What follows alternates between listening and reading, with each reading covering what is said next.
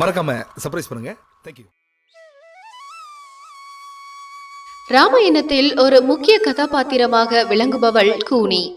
இது அவளது சொந்த பெயர் அல்ல, அவளது பெயர் மந்தாரை.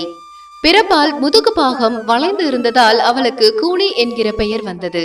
குடியை கெடுப்பவர்களுக்கும் கூனி என்கிற பெயர் உண்டு. அதே போல தசரத குடும்பத்தின் தலையெழுத்தை மாற்றிய பங்கு இந்த கூனிக்கு உண்டு. கைகேயி தசரதனின் 3வது மனைவி. இந்த கைகேயிக்கு பிறந்தவன் பரதன். பரதனை அயோத்தியின் மன்னனாக பட்டாபிஷேகம் செய்து வைக்க தசரதனிடம் சொல் என்கிற முழக்கத்தை முதலில் முழங்கியவள் இந்த கூனிதான். மூத்தவன் ராமன் இருக்க இளையவன் பரதனுக்கு பட்டாபிஷேகம் செய்து வைக்க சாஸ்திரத்தில் இடமில்லையே என்று கைகேயி மறுத்து பேசினாள். சாஸ்திரமாவது சம்பிரதாயமாவது ஆளுகிற பொறுப்பு இருக்கும் வரையில்தான் இந்த உலகத்தில் மதிப்பும் மரியாதையும். ராமன் மன்னனாகிவிட்டால் ராமனுக்கு நீ சித்தி, உன்னையும் உன் மகன் பரதனையும் நாடு கடத்தினாலும் ஆச்சரியப்படுவதற்கில்லை.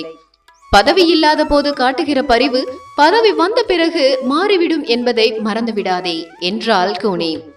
மூத்தவன் இருக்க இளையவனுக்கு முடிசூட்டுங்கள் என்று எப்படி என்னால் கேட்க முடியும் என்று தன் நிலையை விளக்கினாள் கைகேயி. கூனி அதற்கும் ஒரு யோசனை சொன்னாள். முன்பு ஒரு முறை சம்பராசூரன் என்பவனுடன் தசரதன் போர் நடத்தி கொண்டிருந்தார்.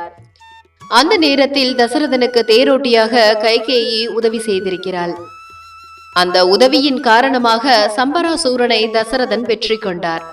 அந்த வெற்றிக்கு கைகேயி உதவியாய் இருந்ததால் உனக்கு என்ன வேண்டுமோ கேள், தருகிறேன் என்று தசரதன் கூறினார். எனக்கு 2 வரங்கள் வேண்டும் என்று கேட்டாள் கைகேயி. கேட்கும் வரத்தை தருகிறேன் என்று வாக்கும் கொடுத்தார் தசரதன். அந்த வரங்கள் எனக்கு இப்போது வேண்டாம், தக்க சமயம் வரும்போது கேட்கிறேன் என்றாள் கைகேயி. நீ கேட்கும் பட்சத்தில் கொடுத்த வாக்கை நான் காப்பாற்றுகிறேன் என்றார் தசரதன். இதை இப்போது கைகேயியிடம் கூனி நினைவுபடுத்தினாள். இதுதான் சரியான சமயம். நீ கேட்ட 2 வரங்களில் ஒன்று பரதன் நாடாள வேண்டும், 2வது வரம் ராமன் 14 ஆண்டுகள் வனவாசம் செல்ல வேண்டும் என்று வரம் கேட்க வேண்டும் என்றாள் கூனி. இதை அவள் சாதாரணமாக சொல்லவில்லை, நன்கு யோசித்துதான் அப்படி சொன்னாள். அக்காலத்தில் தொடர்ந்து 14 ஆண்டுகள் நாட்டை விட்டு போய்விட்டு திரும்பி வந்தால் நாடாளும் உரிமை இழந்தவர்கள் ஆகிவிடுவார்கள் என்பது மரபு. காடு சென்று ராமன் திரும்பி வந்தாலும் நாடாளும் உரிமை கிடைத்துவிடக் கூடாது என்பதே கூனியின் திட்டமாக இருந்தது. கூனியின் பேச்சை ஆமோதித்தாள் கைகேயி. தசரதனிடம் கேட்டிருந்த 2 வரங்களையும் பெற தயாரானாள். விடிந்தால் ஸ்ரீராமனுக்கு முடிசூட்டும் விழா. அதிகாலையிலேயே விழித்தெழுந்து நீராடி அலங்காரத்திற்காக உட்கார்ந்திருந்தார் ஸ்ரீராமன். ராஜவம்சம் அல்லவா, மன்னன் பதவியை ஏற்பதற்காக உடைகளும் அணிகலன்களும் ராமனுக்கு சூடப்பட்டன. அதே போல ராணியாக போகும் சீதைக்கும் வெகு விமர்சையாக அலங்காரம் நடந்து கொண்டிருந்தது. அதே நேரம் கைகேயி அறையில் தசரத சக்கரவர்த்தி உள்ளத்தையும் உணர்வையும் இழந்த நிலையில் கண்ணீருடன் நின்றிருந்தார். கைகேயி அவருக்கு அருகில் இருந்தாள். என்ன யோசிக்கிறீர்கள்? விடிந்தால் ராமனுக்கு பட்டாபிஷேக விழா. அனைத்து ஏற்பாடுகளும் நடந்து கொண்டிருக்கிறது. விடிவதற்குள் எனக்கு ஏற்கனவே தந்த 2 வரங்களையும் நிறைவேற்றி தாருங்கள் என்றாள் கைகேயி. ராமன் என் அன்பு மகன், அவனை அழைத்து என் வாயால் நீ காடு செல் மகனே என்று எப்படி சொல்வேன்? அவனை பெற்ற என் மனம் தவிக்கிறது.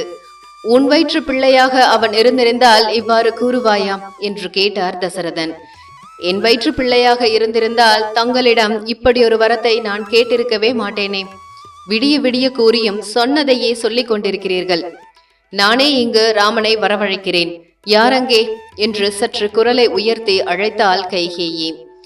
சேவகன் ஒருவன் வந்து தலைவணங்கி நின்றான். ராமனை உடனே தந்தை அழைத்ததாக கூறி வரச்சொல். அவளிடமிருந்து உத்தரவு வேகமாக பறந்தது. அப்படியே ஆகட்டும் என்பது போல பாவனை செய்து சேவகன் சென்று விட்டான். அதன் பிறகும் கைகேயியை சமரசம் செய்ய முயன்றார் தசரதன். கைகேயி சிற்றன்னை என்றாலே கொடுமைக்காரி என்றுதான் பெயரெடுப்பார்கள். அந்த அவ பெயரை நீயும் சம்பாதிக்க வேண்டுமா?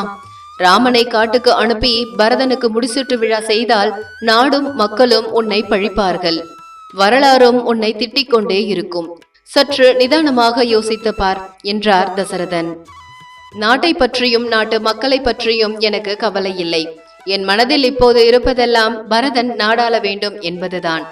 வரலாறு என்ன சொல்ல போகிறது என்பது பற்றி யோசிக்க வேண்டிய அவசியம் எனக்கில்லை. தங்கள் முதல் மனைவி கோசலையை போல நானும் ஒரு மனைவியாக தான் தங்களுடன் வாழ்ந்து கொண்டிருக்கிறேன்.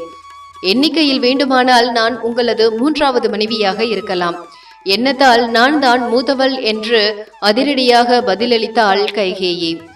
இதற்கிடையில் ராமன் அலங்காரம் செய்து கொண்டிருக்கும் இடத்திற்கு வந்து சேர்ந்தான் கைகேயி அனுப்பிய சேவகன். அரசர் தங்களை காண உடனே அழைக்கிறார் என்றான் சேவகன்.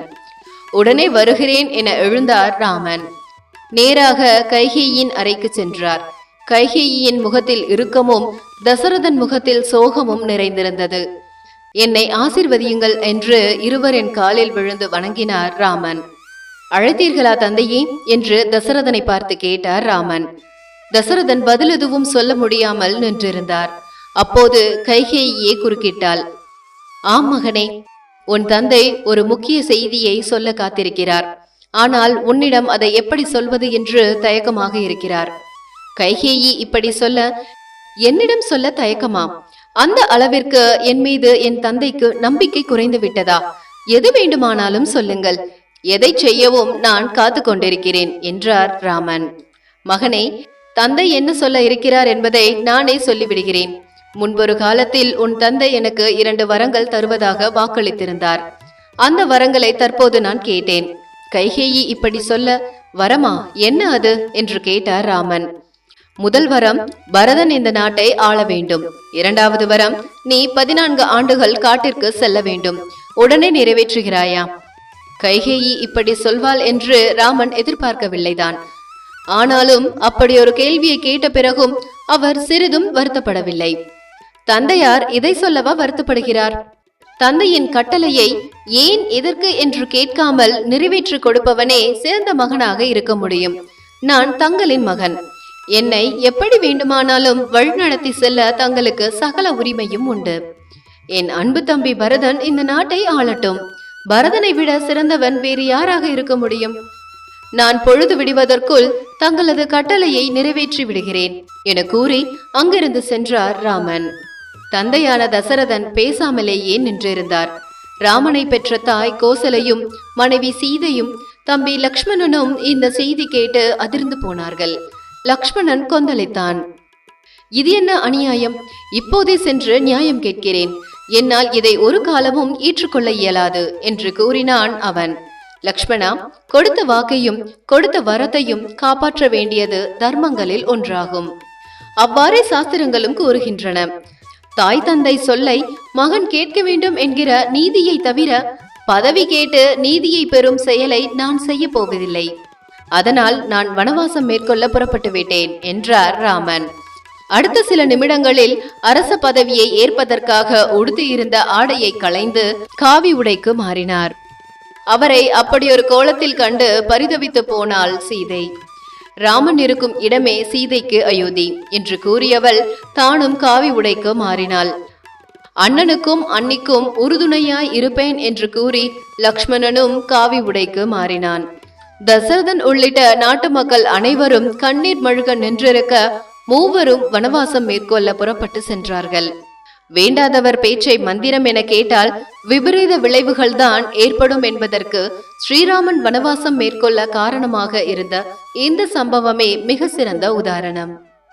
இந்த வீடியோ பிடிச்சிருந்தா லைக் பண்ணுங்க, ரொம்ப பிடிச்சிருந்தா நண்பர்களுக்கும் ஷேர் பண்ணுங்க. நம்ம ஆன்மீகம் ஆனந்தம் சேனலை மறக்காம சப்ஸ்கிரைப் பண்ணிட்டு கூடவே பெல் பட்டனையும் ஆன் பண்ணிக்கோங்க. அப்பதான் நாங்க போடுற ஒவ்வொரு வீடியோவும் நோட்டிபிகேஷனா உங்களை வந்து சேரும். நன்றி, வணக்கம்.